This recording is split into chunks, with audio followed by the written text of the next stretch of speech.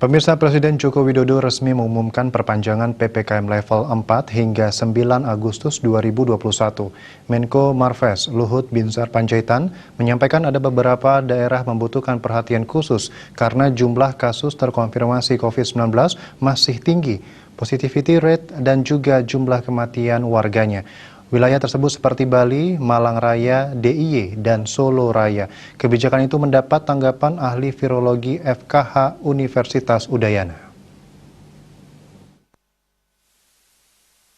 Ahli virologi FKH Universitas Udayana, Profesor Dr. DRH I Gusti Ngurah KD Mahardika mengatakan, melihat tingkat hunian RS atau bed occupancy rate BOR yang masih tinggi, peningkatan kasus yang masih belum turun, bahkan tingkat fatalitas juga belum turun, ini mengindikasikan belum waktunya Bali melonggarkan PPKM.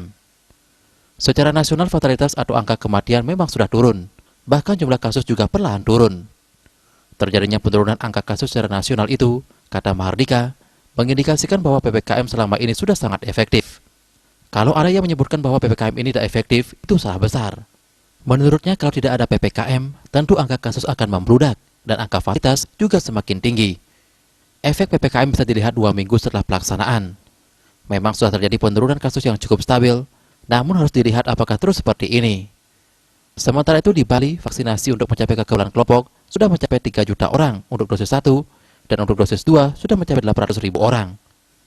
Meski vaksinasi dosis 1 sudah melebihi target dari 70% jumlah penduduk, namun belum kelihatan efeknya.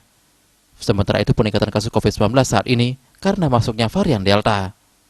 Andika, Bali TV.